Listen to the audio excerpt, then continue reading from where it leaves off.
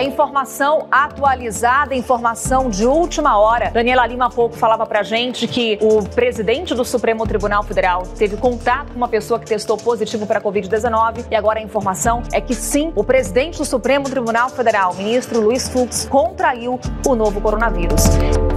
O presidente da Câmara dos Deputados, Rodrigo Maia, testou positivo para a Covid-19. Mais um chefe de poder, portanto, com o coronavírus. Ele teve contato ali com o ministro Luiz Fux, que hoje preside, portanto, a primeira sessão no Supremo de Casa, no Rio de Janeiro. O presidente do Supremo Tribunal Federal, Luiz Fux, ficou irritado com a vinculação dos casos de coronavírus na cúpula do Judiciário à posse dele na corte na semana passada. Fux disse a auxiliares que vai se manifestar hoje irritado. Uma fonte afirmou que o STF não pode ficar taxado como um ninho de Covid aqui em Brasília.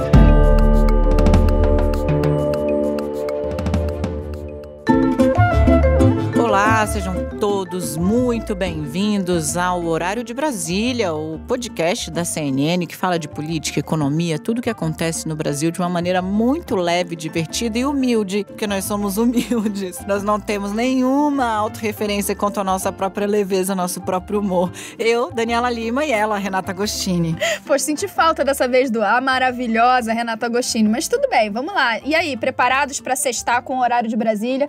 Você agora que já está se acostumando ao nosso novo horário, sexta-feira, para saber bastidor, saber notícia, o que aconteceu na política. Vem com a gente a partir de agora. Você vê que aqui a sintonia é incrível. Eu falei, ressaltei a nossa humildade, aí a Renata pega a palavra e fala: senti falta de me chamar de maravilhosa. Eu amo.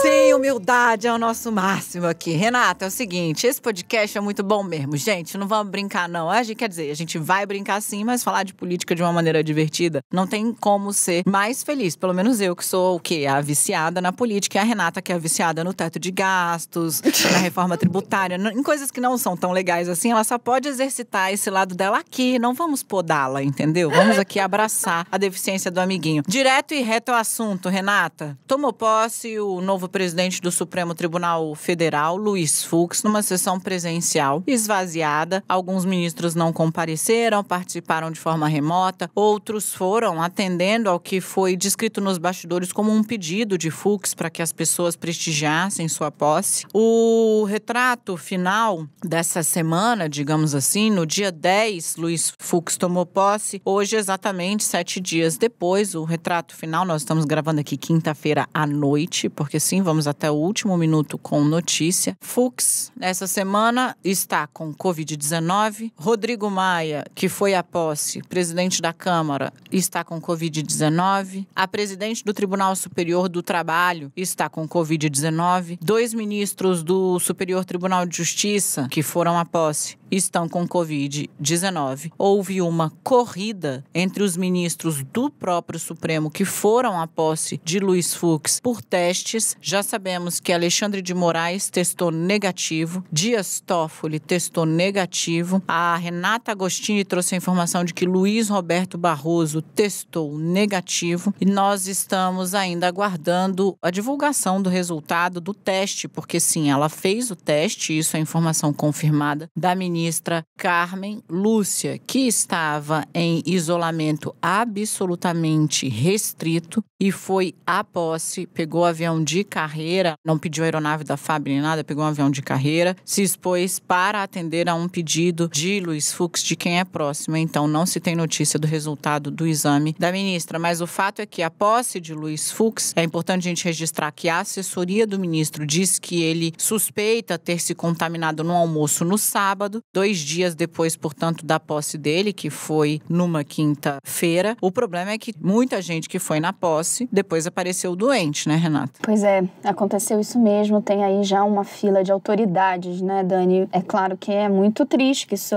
tenha acontecido, inclusive ali, porque a gente está falando, né, de um grupo de pessoas já caso do ministro Luiz Fux, né, de mais idade. Então, potencialmente, né, é um grupo de risco. Claro que a gente tem visto com essa profusão de casos de Covid-19 no país e no mundo, a gente tem visto que ela também atinge e pode trazer complicações sérias, severas, para pessoas que são mais jovens também. Mas é claro que é um grupo que sempre lhe inspira mais atenção. O presidente do Supremo Tribunal Federal, Luiz Fux, não gostou nada, né, dessa associação. Inclusive, o Supremo Tribunal Federal divulgou na quinta-feira uma nota tentando ali dissociar as coisas, né, dizendo que todas as medidas de segurança foram tomadas, protocolos, procedimentos recomendados pelo Ministério da Saúde e pela Organização Mundial da Saúde. Disse que só 20% dos assentos no plenário da Corte foram ocupados, que todo mundo foi obrigado a usar máscara e por aí vai. Agora, o fato é que quem esteve lá e a maior parte das autoridades de Brasília que está sob alerta, olha para essa cerimônia e diz, olha, é possível que tenha acontecido ali. Se a gente lembrar, no dia da posse, de fato, os ministros, Daniela até notou bastante isso quando a gente estava fazendo a transmissão ao vivo da posse. Os ministros estavam ali protegidos por uma estrutura, né, transparente, mas que deixasse eles numa espécie de cabine, estavam de máscara. Mas duas observações que já me foram feitas. A primeira é que, na hora de falar, os ministros não usaram a máscara. E segundo, porque antes de chegar para o plenário, teve ali, né, um encontro numa antessala. Então, a gente não sabe muito bem como foi esse contato. O fato é que está todo mundo olhando para a posse do ministro Luiz Fux como um lugar em que isso aconteceu. Eu só noto, porque aí eu acho importante, que a gente teve nos últimos dias alguns eventos em Brasília e que muitas autoridades compareceram. Especialmente, por exemplo, no sábado. Então, a gente teve a posse de Fux e aí veio logo depois o fim de semana e a gente teve o casamento da filha do ministro João Otávio de Noronha, ministro da CJ, ex-presidente do Superior Tribunal de Justiça. Então, teve esse evento, foram muitas autoridades também. Também teve deputado me lembrando que, olha, um dia antes da posse de Fux, teve uma recepção na casa de Rodrigo Maia, em homenagem a Dias Toffoli, que estava deixando a presidência do Supremo Tribunal Federal. Estavam ali ministros do Supremo, Fux não estava, ponderação importante, mas estava também ministro do governo Jair Bolsonaro, parlamentares. Já me fizeram observação, olha, o Rodrigo tomou ali muitas precauções, foi no jardim, mas quem esteve lá, eu conversei e disse, olha, depois que começa, né, todo mundo comer, beber vinho, não tem ali um distanciamento tão rigoroso. Agora, dito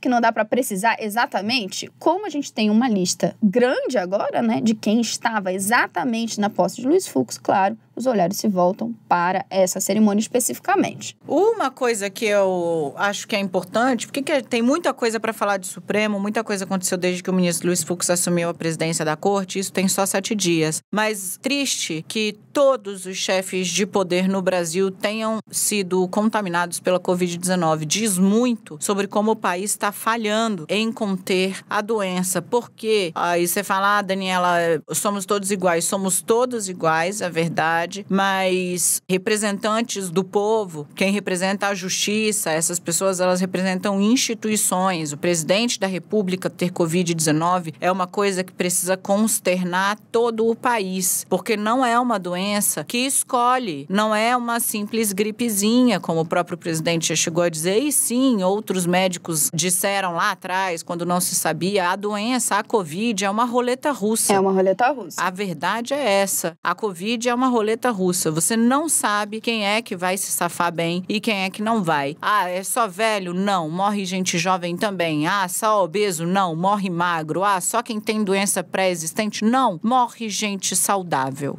A Covid é uma roleta russa, então é muito triste um país onde todos, o presidente do Senado teve Covid, o presidente da Câmara está com Covid, o presidente da República teve Covid, o presidente do Supremo agora está com Covid-19. É muito triste um país e diz muito sobre um país, o Brasil, ter tido todos, absolutamente todos os principais representantes de poderes, representantes do povo, representantes do Poder Judiciário, do sistema democrático, do Estado Democrático de Direito atingidos por essa doença, que é uma roleta russa. E mais, né, Dani? Um número grande de ministros do governo Jair Bolsonaro já teve. E os governadores, né? O governador do Mato Grosso do Sul teve a confirmação, Reinaldo Azambuja, teve a confirmação de um diagnóstico positivo para a Covid-19 nessa quinta-feira. E ele foi o 15º governador com um diagnóstico de Covid-19. 15º.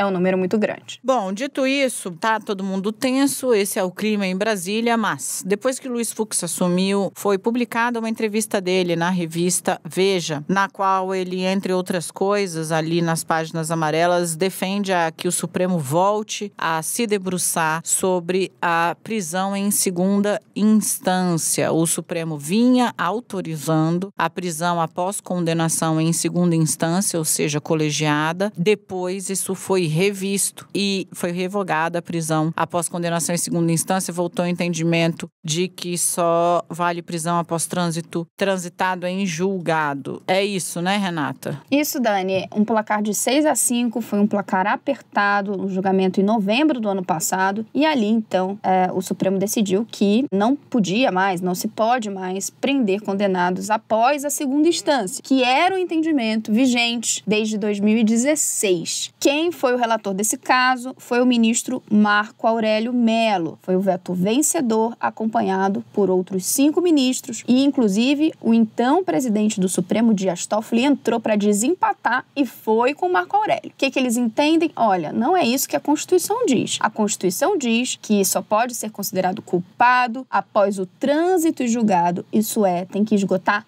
todas as possibilidades de recurso, nada de prender, então, após a segunda instância. Esse foi um julgamento muito acompanhado, porque ele tinha reflexos nas prisões da Lava Jato e reflexo na prisão do ex-presidente Lula. Ali, na época, talvez você lembre também o número, o CNJ disse que tinha um reflexo ali em cerca de 5 mil presos, era um número expressivo, então foi bastante acompanhado. Marco Aurélio Mello não gostou, foi nada dessa declaração de Fux logo na estreia, enviou um ofício dizendo que estava encaminhando ali o voto, a ementa e a ata desse julgamento. Ou seja, dizendo que, veja bem, eu faço aqui te rememorar o que aconteceu e disse, inclusive, fazia isso por dever de ofício, porque ele, afinal, foi o relator. Torta de climão, né? Torta de climão total, e Fux escolheu mal as palavras, sejamos honestos, né? Você teve 6 ministros que votaram, ele disse que a discussão foi juridicamente pobre, né? Foi isso que ele quis dizer, que faltou ali refino na discussão, enfim, faltou habilidade ao novo presidente do Supremo, que chegou falando bastante, já suscitando essa reação. Não, e uma observação importante, né? Vocês já devem estar aí fazendo as contas, mas só para deixar claro, Fux esteve ali entre os ministros que o voto foi vencido. Ele estava entre aspas, perdedores. Então, ele ficou, obviamente, contrariado com essa decisão e agora retoma esse ponto.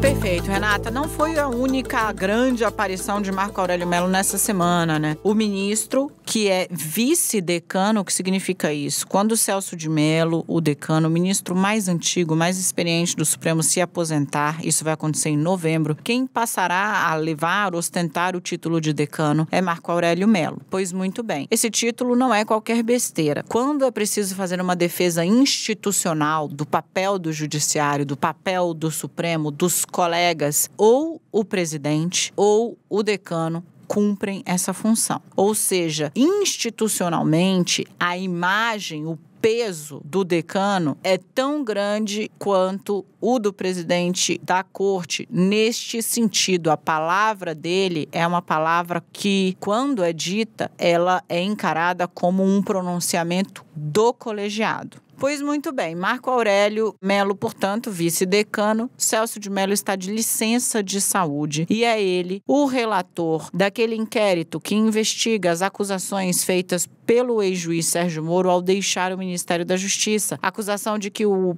presidente Jair Bolsonaro tentou interferir na Polícia Federal, na direção da Polícia Federal, para blindar seus familiares e seus amigos de investigações. Muito desse inquérito, nas mãos de Celso de Mello, caminhou. Faltava uma etapa importante, que era o depoimento do presidente Jair Bolsonaro. E a decisão de Celso de Mello a esse respeito saiu recentemente. Ele disse que o presidente, como é investigado nesse inquérito, não tem a prerrogativa de depor por escrito. Teria que comparecer ou poderia não ir, o que seria encarado como exercício do seu legítimo direito a permanecer em silêncio, mas não autorizou que Bolsonaro fizesse o depoimento por escrito. Pois muito bem. A Polícia Federal marcou a data do depoimento de Bolsonaro presencial. E aí a Advocacia Geral da União, órgão do governo que defende os interesses da Presidência da República, entrou com um recurso no Supremo contra esse depoimento presencial. Celso de Mello, como eu disse há pouco, está de licença médica. O que diz o regimento? Assume o segundo ministro mais antigo. O caso caiu nas mãos de Marco Aurélio Mello, que hoje, nesta quinta-feira, enquanto estávamos no ar, né, Renata, deu uma canetada que é uma reviravolta no caso. Baita reviravolta, Dani. O que Marco Aurélio faz? Ele suspende a tramitação desse inquérito. Esse inquérito que está há meses correndo, né? Já foram aí diversos depoimentos. O primeiro depoimento começou com Sérgio Moro em maio. O que a PF diz? A gente já fez as oitivas, vários depoimentos, a gente já olhou documentos, a gente já investigou e agora a gente precisa ouvir o presidente Jair Bolsonaro. Está faltando isso, afinal, ele é investigado. Nesse inquérito, tem 2 investigados. Tem o presidente Jair Bolsonaro e o próprio Moro. Porque ali, quando a Procuradoria-Geral da República diz vamos abrir esse inquérito, STF, ela fala, olha, eu tô vendo aqui 7 possíveis crimes. Desses 7, gente, 2 podem ter sido cometidos pelo ex-ministro Sérgio Moro. Crime contra a honra, denunciação caluniosa. Pois bem, a PF diz, olha, eu já ouvi o Moro, já ouvi todo mundo, preciso ouvir o presidente Jair Bolsonaro. Estávamos aqui na expectativa, então, afinal, ele vai depor de que forma? Celso de Mello fala, vai ter que depor presencialmente como qualquer investigado. E agora Marco Aurélio Mello chega e fala, olha, não vou tomar essa decisão sozinho aqui não, depois do recurso do próprio presidente, eu quero que o colegiado, que o plenário, ou seja, todo mundo se debruce sobre essa questão e coloque ali o seu voto. E interessante que ele faz um argumento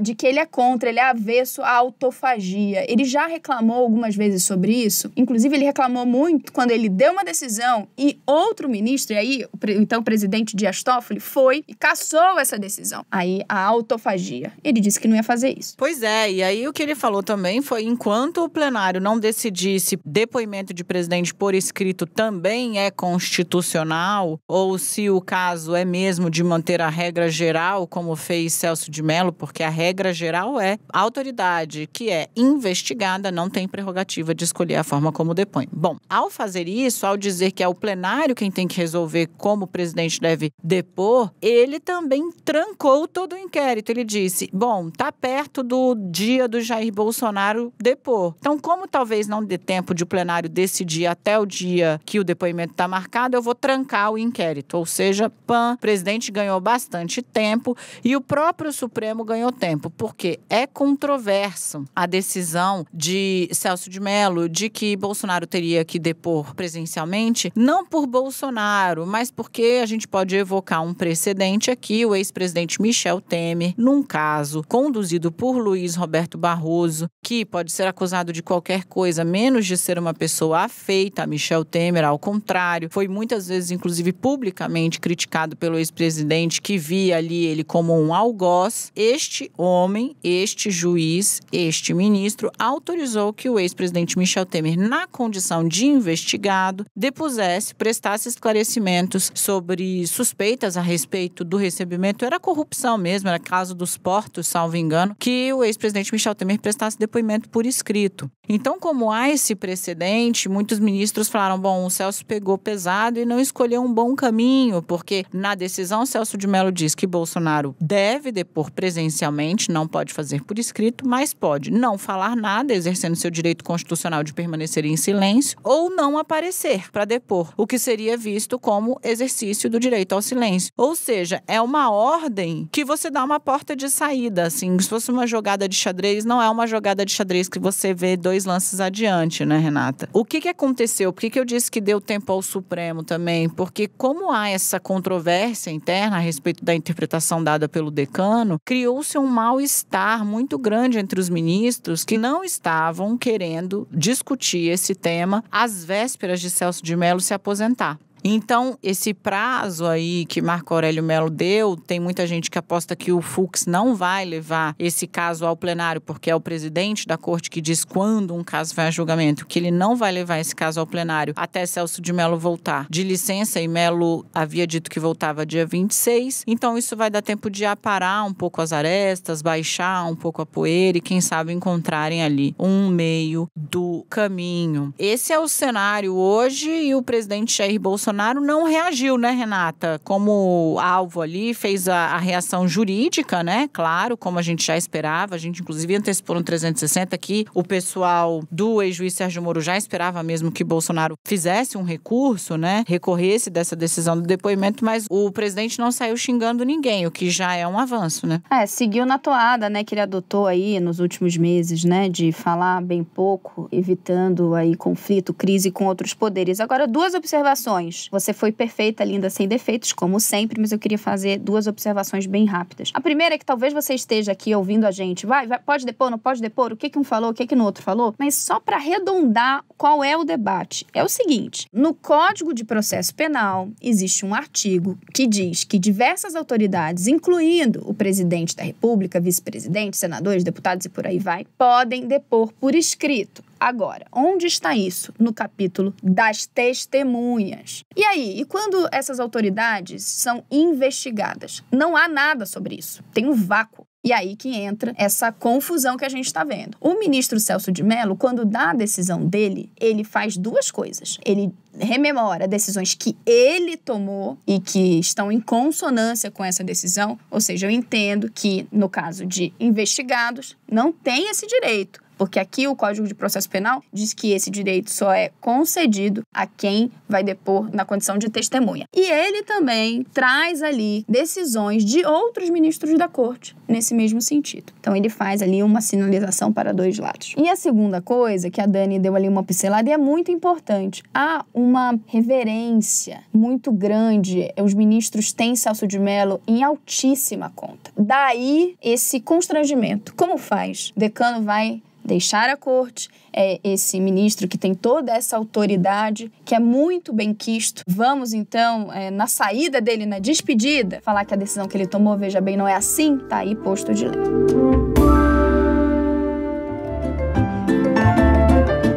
Antes da gente fechar o balanço sobre essa semana de estreia de Luiz Fux como um dos homens mais poderosos do país, não que já não o fosse, né? Porque o ministro do Supremo pode tudo com uma canetada, mas a gente vai fazer uma perninha aqui, como a gente diz internamente, que é tratar rapidinho de um tema que é o seu Rio de Janeiro.